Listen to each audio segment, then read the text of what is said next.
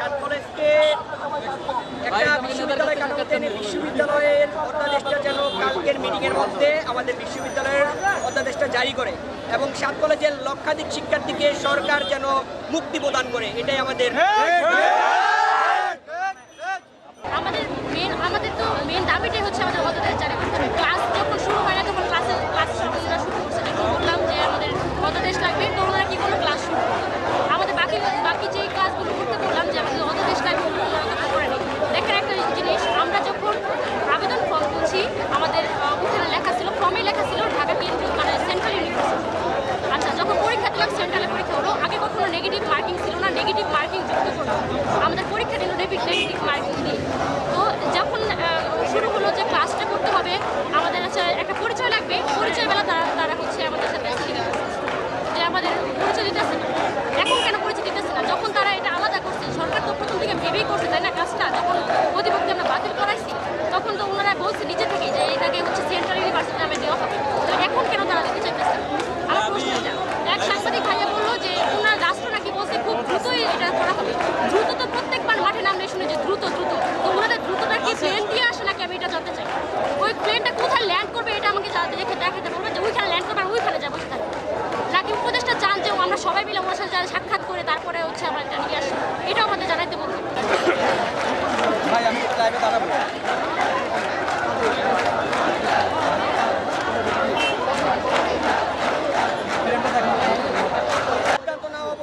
অধ্যাদেশ না হওয়া পর্যন্ত আমরা এখানে অবস্থান করেছি এবং আমরা শুধু সায়েন্স ল্যাব না, আমরা তাঁতিবাজার এবং টেকনিক্যাল মোড়েও কিন্তু অবস্থান নিয়েছি এবং আমরা সিদ্ধান্তের অপেক্ষায় আছি। রাষ্ট্র পরিহাসী করে আমাদের শিক্ষা জীবনটাকে নরক বানিয়ে দিচ্ছে। আমাদের এই বিশ্ববিদ্যালয় আন্দোলন ব্যাহত করার চেষ্টা করছে। বিশ্ববিদ্যালয় প্রশাসন আমাদের অধ্যাদেশে বারবার বাগড়া দিচ্ছে। দাবির ব্যবসা করতে দেব না। শিক্ষার্থীদের অধিকার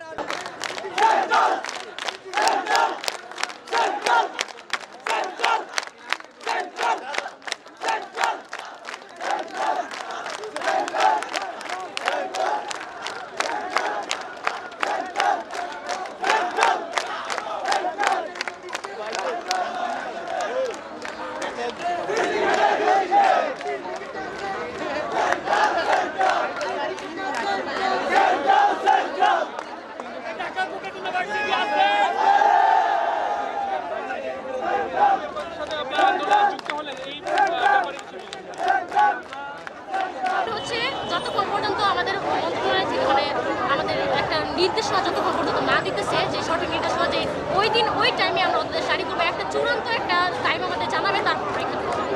আমরা বলতেছি না যে এখনই দিয়ে দেন, এখন এটা এক মুহূর্তে যে সম্ভব না এটা আমরা জানি, কিন্তু ওনারা কখন দিবে, আজ কালকের মধ্যে দিতে হবে, কিন্তু কখন দিবে এটা ওনারা আমাদের টাইম জানাবে, যে তখন আমরা দিব।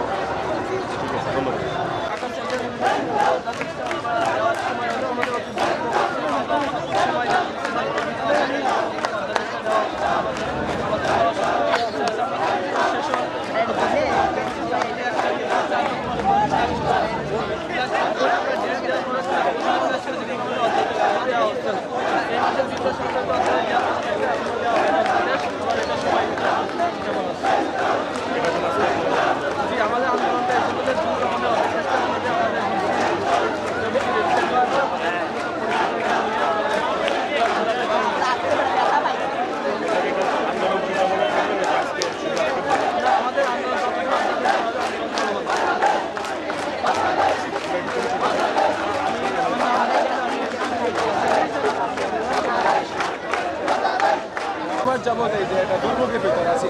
আমাদের ভর্তি কার্যক্রম শেষ হয়েছে প্রস্তাবিত ঢাকা সেন্ট্রাল ইউনিভার্সিটির আওতায়, কিন্তু এখন পর্যন্ত আমাদের কাঠামো নেই। কাঠামো ছাড়া একটা প্রশাসন ছাড়া কীভাবে একটা বিশ্ববিদ্যালয় চলতে পারছে? আমাদের ভিসি নাই, রেজিস্টার নাই, অধ্যাদেশ পর্যন্ত দেয়নি। আমাদের মনে করেন ক্লাস নিয়ে বহুদিন তালখানা চলছে, আর আমাদের অধ্যাদেশটা না দিলে আমরা একটা পরিচয় নিতে পারতেছি। আমাদের যে আমরা বলতে পারতেছি না যে আমরা কোথায় কলেজে পড়ি নাকি বিশ্ববিদ্যালয়, এই জন্য আমাদের আছে। আমার নাম সিফাতুল্লাহ সামদানি, আমি ঢাকা কলেজ ক্যাম্পাসে 24 সেশনের ইংরেজি বিভাগ ছিল। আমাদের যে ভর্তি যে আবেদন, তারপর যে কোশ্চেন, সব জায়গায় লেখা ছিল প্রস্তাবিত ঢাকা সেন্ট্রাল ইউনিভার্সিটি। এখানে কোনো সাত কলেজ বা কোনো কিছু লেখা ছিল। আমরা প্রস্তাবিত ঢাকা সেন্ট্রাল ইউনিভার্সিটি আমরা ভর্তি হয়েছি যেহেতু আমাদের অধ্যাদেশ কেন দেবে না?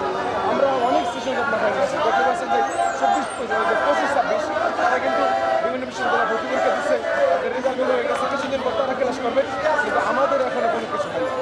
আমরা একটা দুর্ভোগ মাথায় দিয়ে আছি। আমাদের যে জীবন থেকে গত 1.5 বছর চলে গেছে এই তাল বাহানা করতে পারে, তারা এই দ্বীপে করতে করতে আমাদের সময়গুলো পাঠাতে হবে। আমরা এখান থেকে অধ্যাদেশ নিয়ে তারপর যাবো, আমরা এখানে অধ্যাদেশ নিয়ে একটা আনন্দ মিছিল করতে করতে আমরা চলে যাবো, এটি আমাদের সরকারের মধ্যে আমাদের জি আমরা এখানে অবস্থান কর্মসূচি করবো এবং সরকার অধ্যাদেশ দিলে আমরা একটা আনন্দ মিছিল নিয়ে জাতীয় ক্যাম্পাসে ফিরে যাবো।